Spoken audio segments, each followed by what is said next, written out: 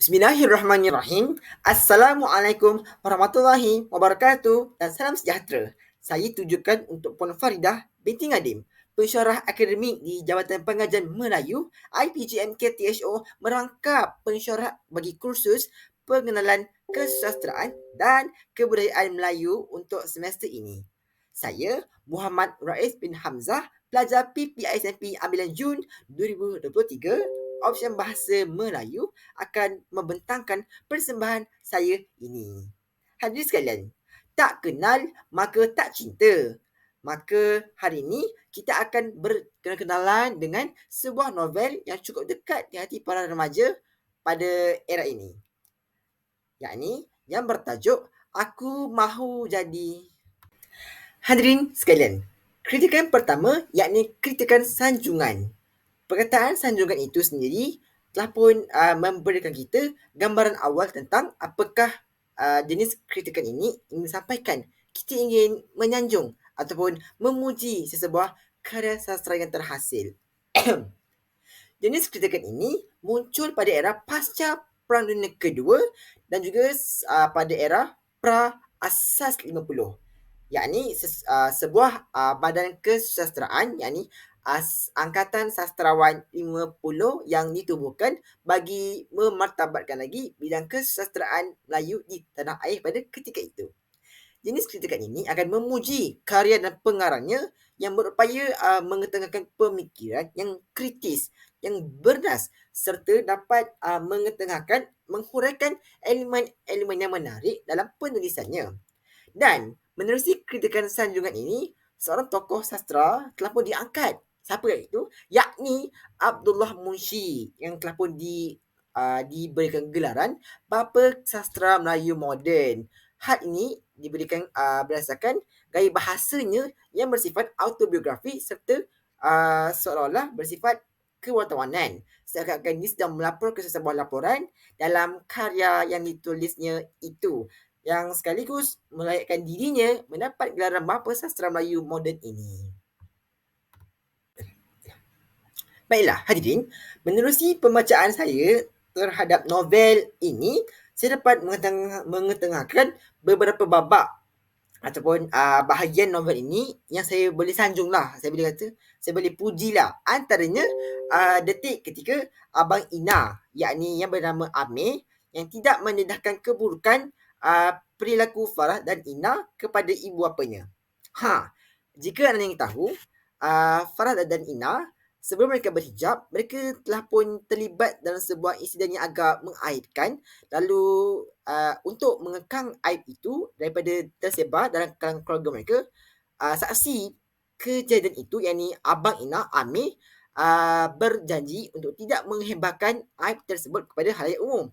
Namun dia meletakkan syarat supaya Farah dan Ina untuk berhijab sebagai orang kata apa ni, sebagai tebusan lah, ataupun orang kata penebus bagi kesalahan mereka. Jadi saya ingin menyanjunglah kebaikan Abang Ina yang walaupun dia merupakan satu-satunya saksi kejadian buruk yang yang Farah dan Ina telah pun lakukan. Dia tidak pernah sesekali, walau tak pernah sedetik pun dia ingin memberitahu perkara tersebut kepada ibu dan ayahnya. Saya kira itu sebuah sikap yang sangat bertanggungjawab dan sangat baik hatilah. Seterusnya, kita lihat pula peristiwa saudari Ina, yakni seorang bapa saudara yang daripada luar negara. Dari luar negara yang datang menziarahi keluarga Ina di Malaysia ketika dia menjemput Ina sekeluarga untuk makan-makan di sebuah restoran. Di sini, saya ingin menyanjunglah nilai yang ditengahkan oleh pengarang, yakni kacang tidak lupakan kulit. Biarpun saudara Ina itu sudah terbang ke luar negara, sudah bekerja ataupun sudah bekerja di luar negara, dia tidak pernah melupai asal usulnya dan sering pulang ke Malaysia demi menjenguk saudaranya sekaligus tidak melupakan tanah airnya. Di sini saya lihat bahawasanya pengarang ingin mendidik pembaca untuk menanamkan semangat patriotisme yang utuh dalam diri mereka.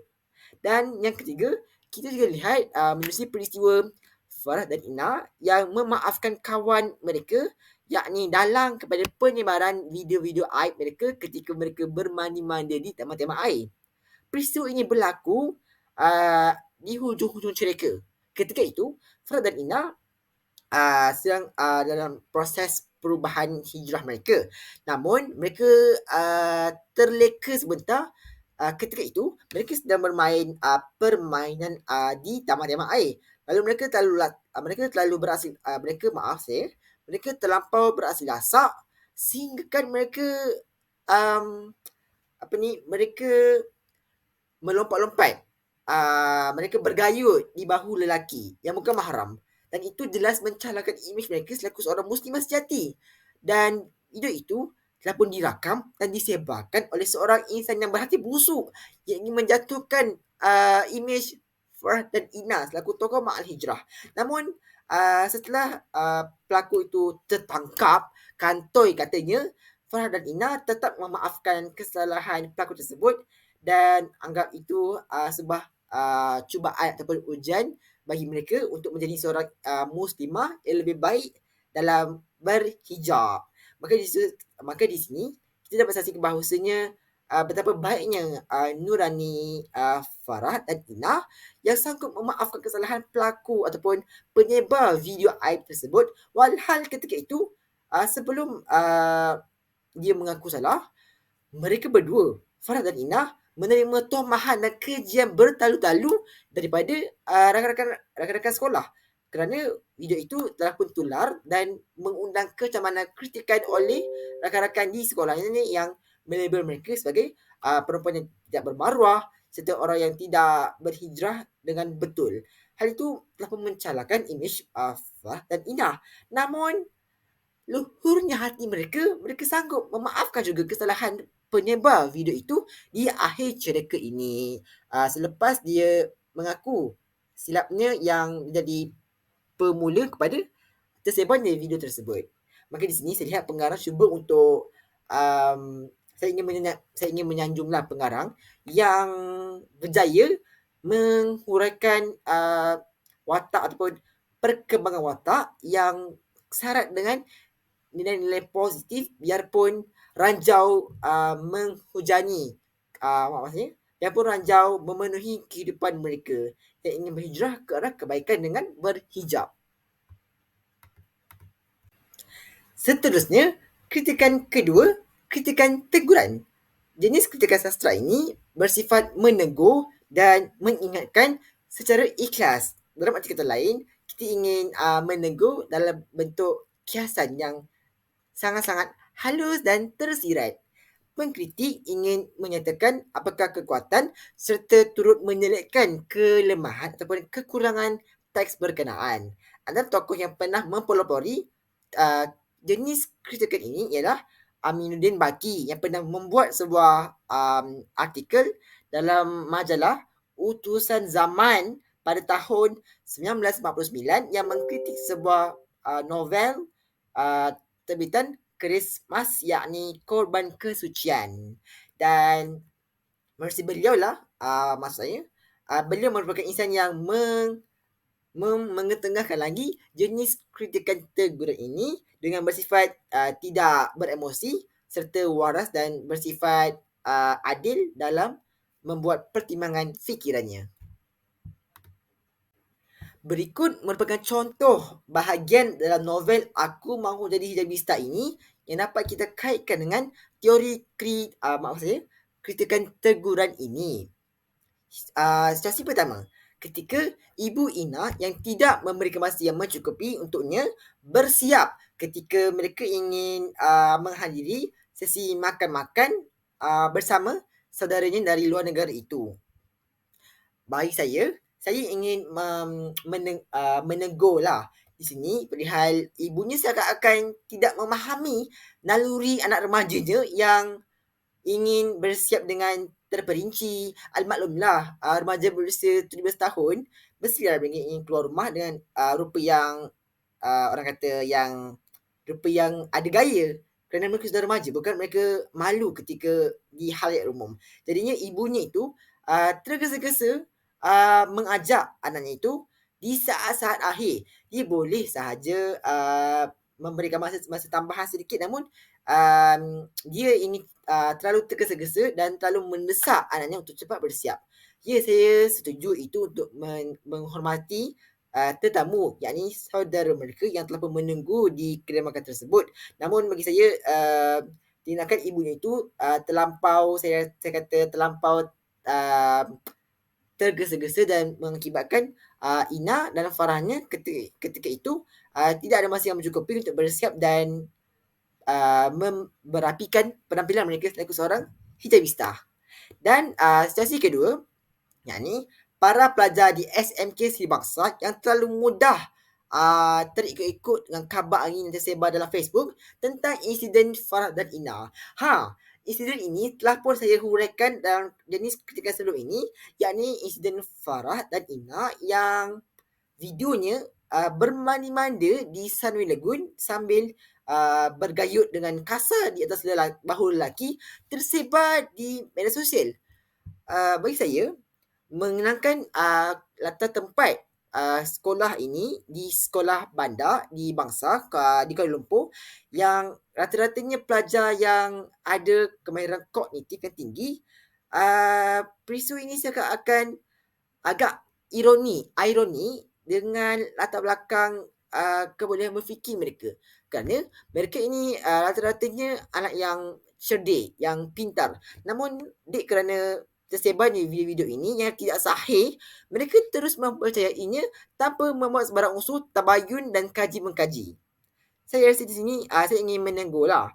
Seboleh-bolehnya proses untuk mereka terpengaruh dengan berita palsu itu bolehlah ditambah beberapa babak yang menerangkan lagi peringkat-peringkat seterusnya yang menyebabkan mereka makin terpengaruh dengan berita tersebut.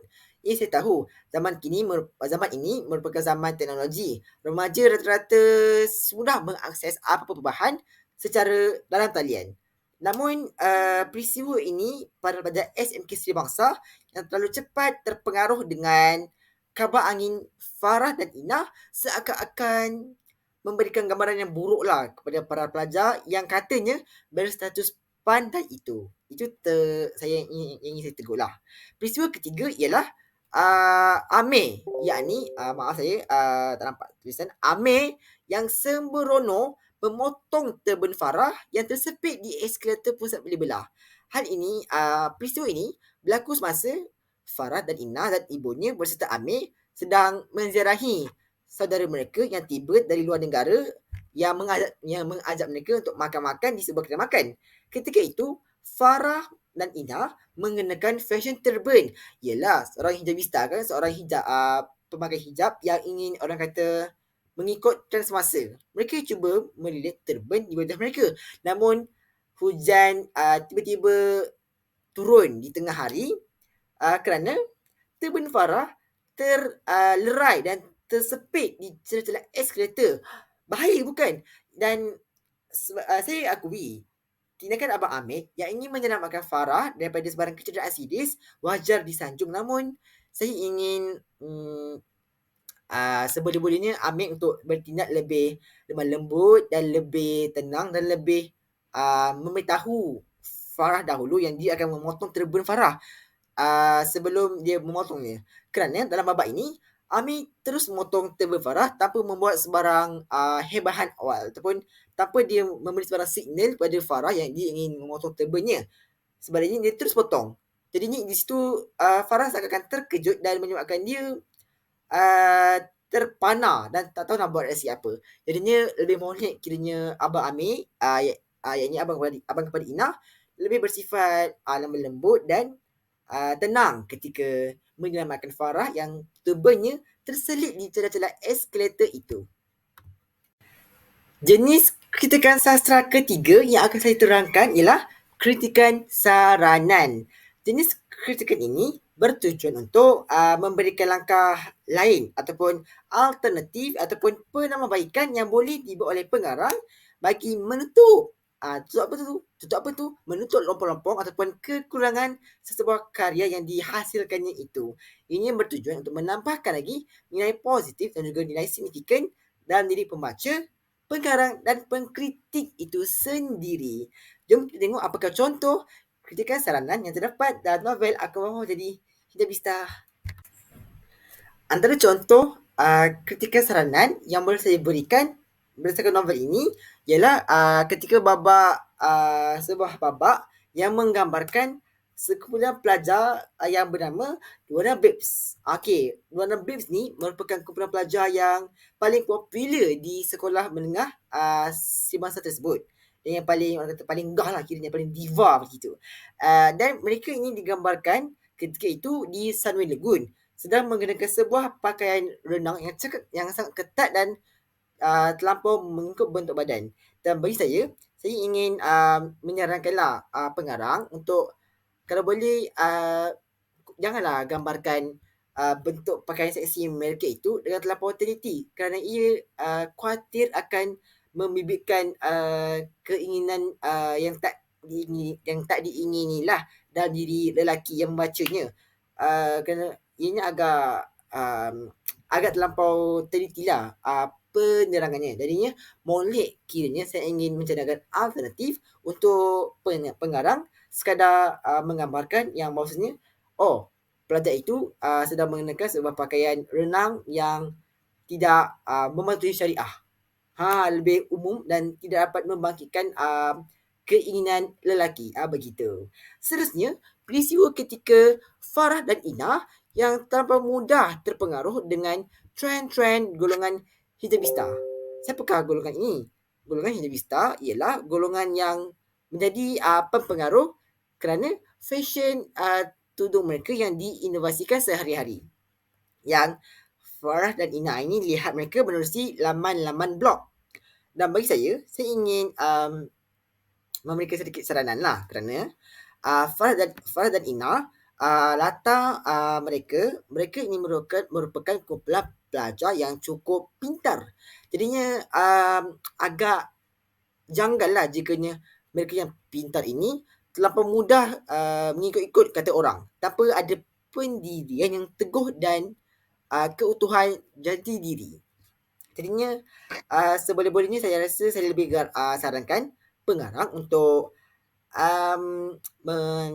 untuk lebih mengurangkanlah ataupun melambatkan lagi tempoh Farah dan Ina terpengaruh itu. Maksud saya, jika boleh, pengarang wajarlah mengurangkan kesan ikon-ikon tersebut yang Farah dan Ina lihat apa merepek ni. Seterusnya, kita juga ada kritikan pendekatan. Jenis kritikan sastra ini merupakan sebuah proses untuk kita mendekati sesebuah karya ataupun dalam arti kata lain, kita ingin mencapai pengertian dalam sesebuah penelitian. Ianya merupakan sebuah pertimbangan atau kita menilai sebuah karya itu berdasarkan apa? Berdasarkan sesuatu aspek dan tinjauan tertentu. Kita nak apa? Menghampiri, lebih dekat dengan karya tersebut.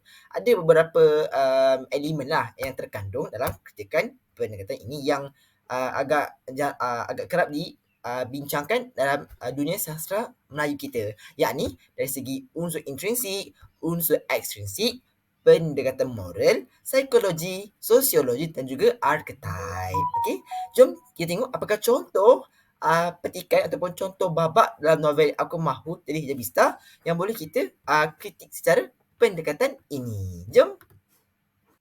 Okey, apakah contoh dari novel? Yang pertama, dari aspek saya ambil unsur intrinsik dahulu, yakni penggunaan laras bahasa dalam novel Aku Mahu Jadi Hijabista ini.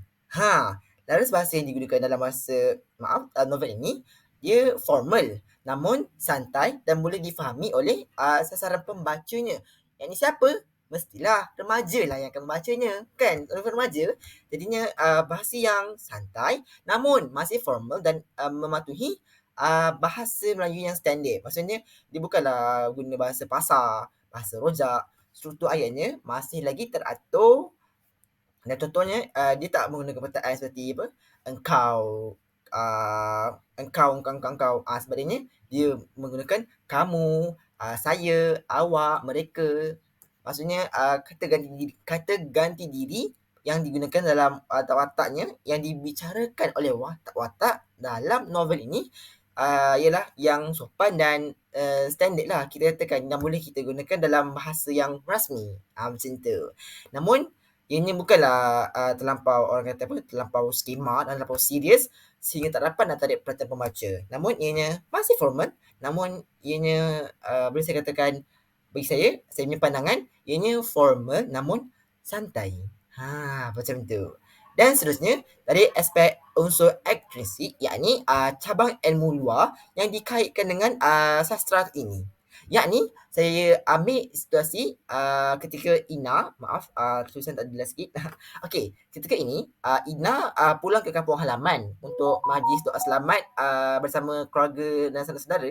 Dia bertemu dengan seorang kakak saudaranya. Dan kakak saudaranya Ina menegur kakak saudaranya yang yang tak bersalaman dengan saudara lelaki mereka kerana asbab bukan mereka ini bukan mahram. Dan juga kakak saudaranya juga dilihat menggunakan stokin kaki ya semasa mereka ingin merewang dan juga stokin maksudnya stokin lengan dan kaki lah. Yang bagi Ina dia sebabkan Ina kan baru nak belajar berhijab. Jadinya Ina mungkin agak kurang jelas perlu ke tutup-tutup semua ni walaupun dalam rumah depan depan sanak saudara sekalipun. Jawapan kakaknya, ya itu memang perintah agama kita. Jadinya di sini saya ingin mengkritik bahawasanya terdapatnya elemen ilmu agama yang diselitkan dalam perkembangan penceritaan novel Aku Mahu Jadi Debisa ini, yakni dari aspek pemakaian dan pemakaian yang patuh syariah serta perhubungan sesama bukan mahram. Baiklah, dari aspek moral pula, yakni nilai-nilai murni yang boleh kita ketengahkan daripada novel ini. Contohnya, nilai persahabatan. Siapa? Mestilah watak utamanya, yakni Farah dan Ina. Ya, mereka berganding bahu ketika mereka menguruskan blog ataupun pautan yang mereka kongsikan sehari-hari, setiap minggu. Kerana mereka kan dilantik sebagai ikon Ma'al Hijrah oleh guru mereka. Jadinya mereka diminta untuk membuat perkongsian mingguan di laman web rasmi sekolah mereka. Jadinya sepanjang proses mereka membuat perkongsian, menyediakan posting dan sebagainya, mereka bekerjasama dan walaupun ada beberapa konflik yang tak diingini, contohnya situasi fashion turban yang pelik-pelik yang mereka terikut-ikut di internet, mereka tetap bersatu dalam menempuh sebarang dugaan. Jadinya saya kira di sini bahawasanya nilai persahabatan mereka cukup utuh dan cukup murni. Baiklah, seterusnya dari aspek psikologi, yakni apakah kesan pada pembaca yang membaca novel ini, saya sendiri terkesan dengan babak ini. Babak apa tu? Babak ketika ini di akhir-akhir cerita ketika mana Farah dan Ina memberikan ucapan penutup mereka ataupun ucapan bagi pelajar lah ketika majlis sambutan Ma'al Hijrah peringkat SMK Sri Bangsa. Sekaligus ketika itu mereka menerima pelantikan sebagai ikon Ma'al Hijrah peringkat sekolah bagi tahun tersebut. Ketika detik tersebut, mereka diminta untuk berucap di halayak ramai dan mereka mengungkapkan ucapan yang cukup berbekas di hati kita. Hati saya lah. Kerana mereka mengatakan bahawasanya perjalanan hijrah ini bukanlah mudah, namun mereka tidak akan mudah goyah lah. Dan tambahan lagi, Farah ada mengatakan bahawasanya perjalanannya untuk berhijrah ini takkan berjaya ataupun dia takkan mampu sekuat hari ini tanpa dorongan dan sokongan daripada sahabat karibnya Ina. Jadinya saya kira ucapannya cukup berbekas di hati dan cukup menyentuh perasaan lah kiranya. Dia sangat menghargai jasa sahabatnya dalam menemani dirinya menjadi seorang wanita yang berubah ke arah kebaikan. Jadinya sangat terharu dan sangat berbekas di jiwa macam tu. Jenis kritikal sastra seterusnya ialah kritikan penganalisisan. Kita nak menganalisis sebuah karya, yakni yang bersifat kita nak menyelidik untuk mencapai matlamat ataupun mencapai pemahaman terhadap sesebuah kedudukan, prestasi ataupun kejayaan sebuah karya tersebut. Dan dalam hal ini, pengkaji ingin meneliti dan dengan mereka ingin meneliti dengan menghurai dan menganalisis karya tersebut dengan begitu terperinci. Mereka mengkaji aspek bahasa, permulaan pengakhiran cerita, motif, watak-watakan, perkembangan plot, perlambangan, ideologi dan banyak lagi yang mereka kaji dalam jenis kritikan penganalisisan ini. Mereka ingin melihat sama ada maksudnya di akhirnya setelah pengkritik mengkritik, mereka ingin melihat sama ada penulis ini bersifat konvensional ataupun eksperimental dalam bentuk penulisannya. Sama ada penulis yang membuat karya tersebut mengikut cara yang kebiasaannya orang menulis ataupun mereka mencuba cara baru yang orang tak pernah cuba sebelum ini. Itulah tujuan kritikan penganalisisan ini. Dan terdapat sebuah teori yang telah pun diterbitkan menerusi kritikan penganalisisan ini, yakni teori takmilah yang akan saya terangkan lebih lanjut apabila kita lihat sendiri contoh-contoh dalam novel Aku Mahu Jadi Kitabista ini. Silakan. Teori takmilah pertama menggariskan tentang aspek ketuhanan ataupun tauhid yang bersifat kamal, yakni yang bersifat sempurna lah.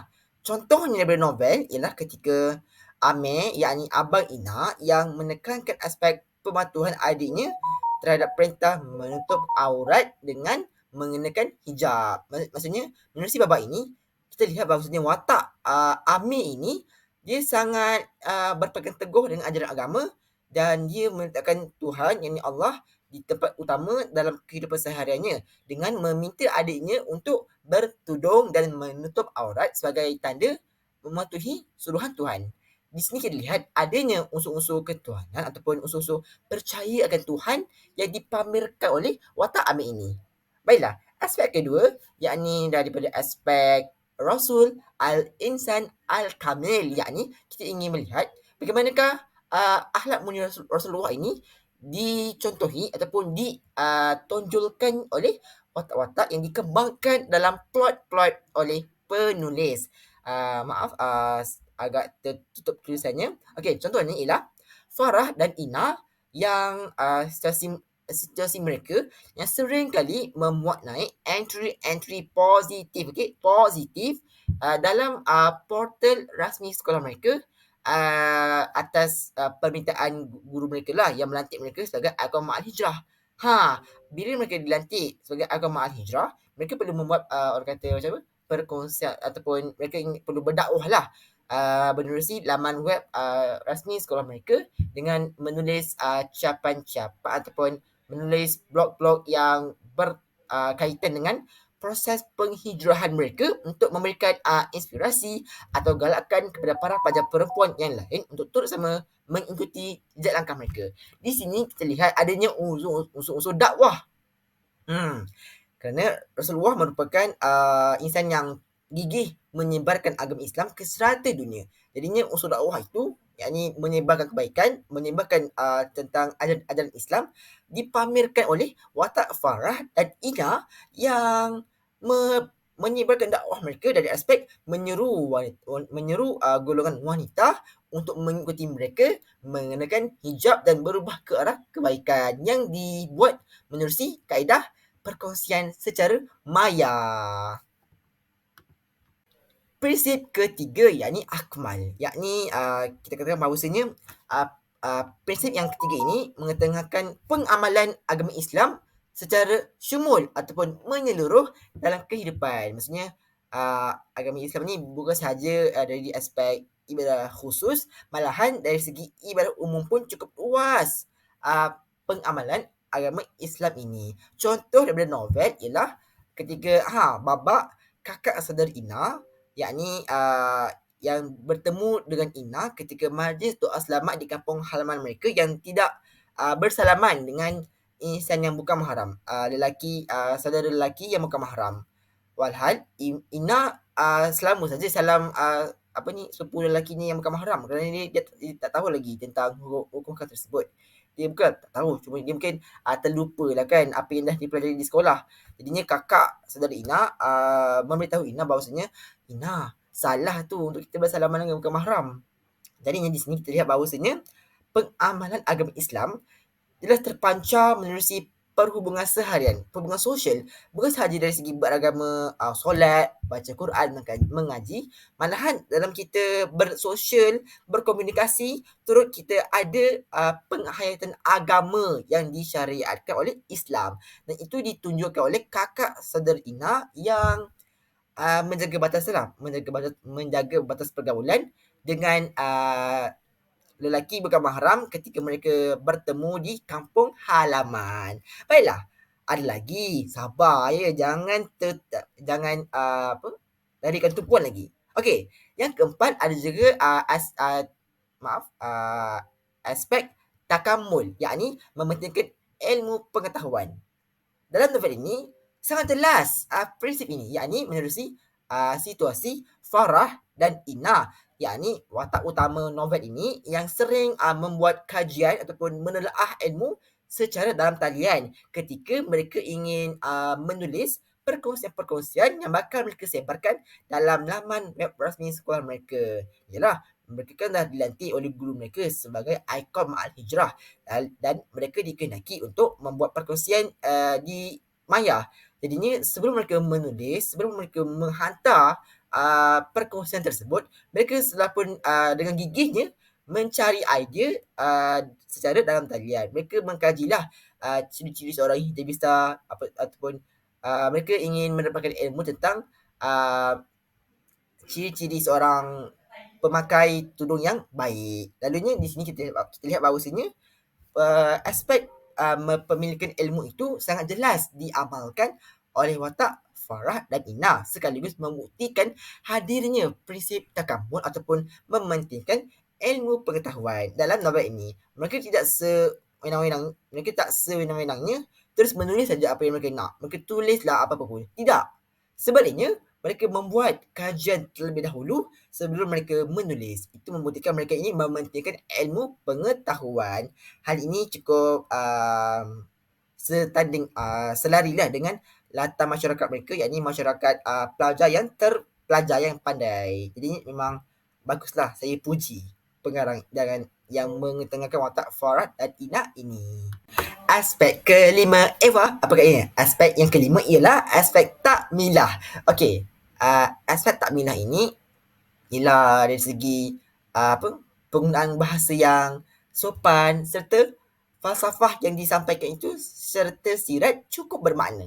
Apakah contoh daripada novel?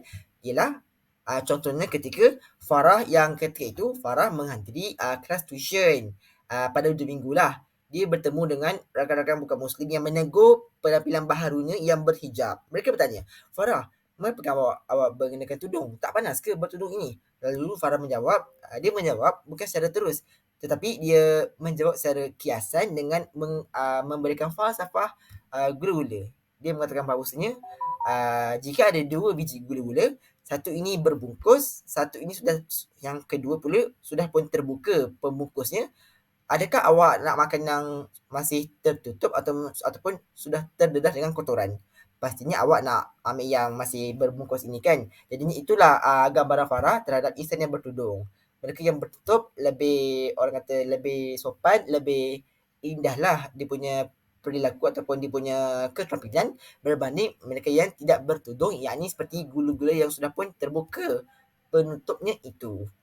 Itulah perlambangan ataupun falsafah yang ingin dikemukakan oleh Farah menerusi perumpamaan gula-gulanya itu yang dikongsikan bersama rakan-rakan bukan Muslimnya, dan gaya bahasa yang cukup indah digunakan dalam penyampaian falsafah tersebut. Baiklah, aspek keenam, yakni pengkarya yang mengistiamalkan diri. Maksudnya, pengkarya sendiri yang maksudnya pengkarya sendiri yang memang cukup mengamalkan ilmu agama Islam dengan cukup lengkap, sempurna dalam kehidupan mereka. Yalah, takkanlah seorang penulis yang ingin berkongsi ilmu agama, dia sendiri tidak ada ilmu dan tidak mengamalkan penghayatan agama yang baik. Bukankah itu pelik? Itu dikatakan seolah ironi kan? Jadinya Menerusi Aimaisarah, yakni penulis novel ini, dia merupakan seorang penulis novel remaja yang cukup banyak mengetengahkan mesej-mesej agama menerusi novel-novelnya. Ini menerusi contohnya novel ini, Aku Mahu Jadi Jabista. Jelas menggambarkan elemen bertudung yang sinonim dengan masyarakat Muslim yang mematuhi perintah Tuhannya untuk menutup aurat. Jadinya malahan bukan itu sahaja. Dalam banyak novel yang lain yang dikarang olehnya, dia juga telah banyak mengetengahkan unsur-unsur Islamik seperti pergaulan bebas dan juga seperti unsur pematuhan terhadap kedua ibu dan bapa yang digariskan dalam agama Islam serta aspek solat 5 waktu sehari semalam. Jadinya di sini kita lihat Aimaisarah ini merupakan seorang penulis yang mampu mengistimalkan diri, yang dia sendiri seorang yang kuat beragama, seorang yang rajin dalam mengamalkan syariat Islam dalam kehidupan sehariannya yang diterjemahkan menerusi karya-karya yang ditulis olehnya itu. Akhir sekali, ada juga prinsip halayak bertujuan memupuk ke arah insan kamil. Maksudnya apa? Sebab sesebuah karya pastilah akan dibaca oleh halayak ramai. Jadinya halayak ramai itu merupakan sasaran penulis dalam menyampaikan mesejnya. Baiklah, contoh daripada novel ialah Watak Farah, Ina, Ustazah Jamilah dan Cikgu Aini. Okey, siapakah Ustazah Jamilah dan Cikgu Aini ini? Mereka berdua yakni merupakan guru-guru yang bertanggungjawab melantik Farah dan Ina selaku ikon Ma'al Hijrah peringkat sekolah pada tahun tersebut. Jadinya watak-watak mereka ini, Ustazah Jamilah, Cikgu Aini, Farah, Ina banyak memberikan mesej moral yang bagus kepada pembaca lah. Menyedarkan kita akan kepentingan untuk kita berperilaku luhur, berakhlak mulia dalam kita menghadapi kehidupan sehari-hari, lebih-lebih lagi dalam era kita sebagai seorang pelajar.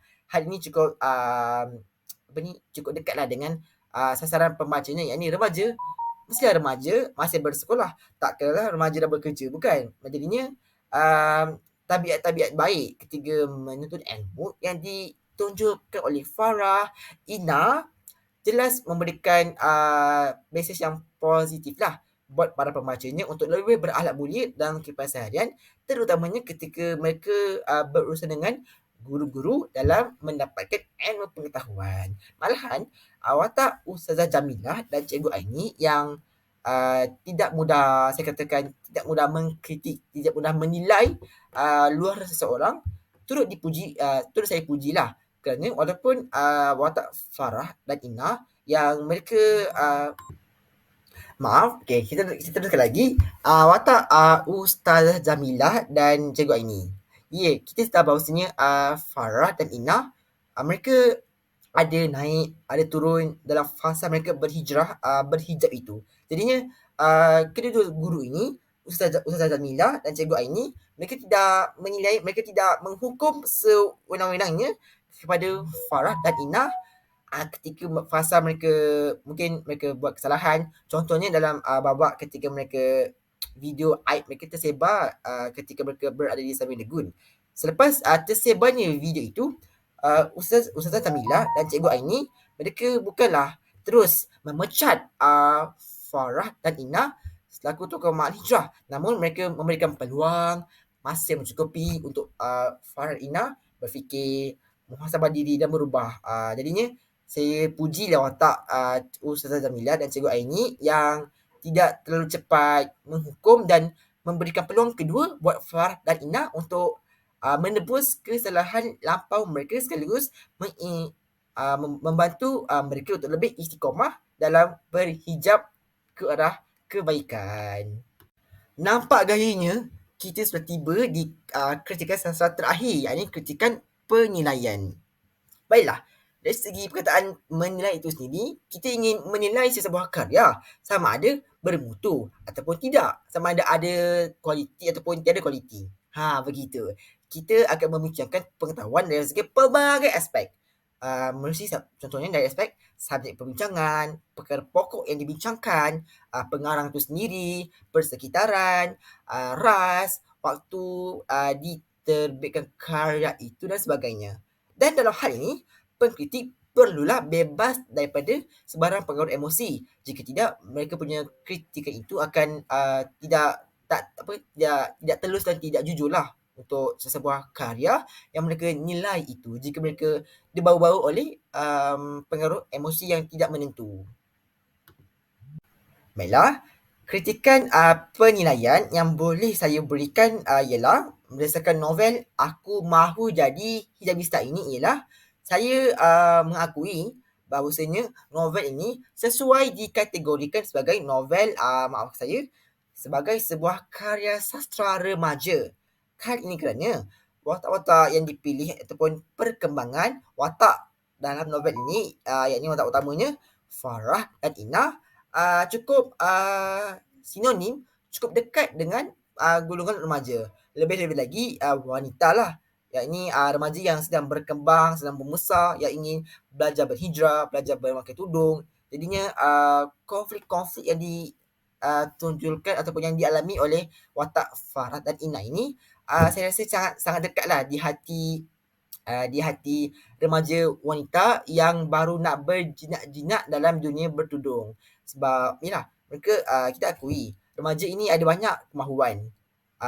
Dan kadang-kadang kemahuan itu bertembung dengan perintah agama. Jadinya dalam hal ini perintah agama harus diutamakan. Hal itu jelas dipaparkan menerusi perkembangan watak utama dalam novel ini, yakni Farah dan Ina yang mereka ingin berfashion ketika bertudung. Namun mereka perlu sedar bahawasanya niat asal bertudung bukanlah untuk meraih perhatian ajnabi ataupun khalayak umum. Sebaliknya, mereka bertudung untuk mendapatkan redha sang pencipta. Jadi di sini saya lihat watak ini sangat serasilah dengan diri dengan perkembangan psikologi seorang remaja yang sedang bergolak dengan konflik diri. Aku nak ni, aku nak ni, aku nak ni. Namun mereka perlu berbalik sebenarnya kepada ajaran agama Islam untuk mencapai keseimbangan kehidupan. Jadinya novel ini amat sesuailah kita ketengahkan sebagai sebuah karya remaja. Lebih-lebih lagi, tata tempat yang dipilih oleh pengarang ini sekolah. Lazimnya sekolah ni merupakan orang kata rumah kedua lah remaja. Tak di rumah, mereka akan di sekolah. Tak di sekolah, mereka akan di rumah. Jadi untuk novel ini mereka memilih tempat sekolah menengah kebangsaan Seri Bangsa. Jadinya Masya Allah, hebat pengarang ini dalam mengetengahkan penceritaannya, naratifnya yang sangat dekat di hati remaja sekaligus wajar kita ketengahkan sebagai sebuah karya sastra remaja. Jadinya saya kira itu sahaja perkongsian saya pada hari ini. Terima kasih buat Puan Faridah sudah mendengar. Harap-harapnya sampai ke hati yang paling dalam.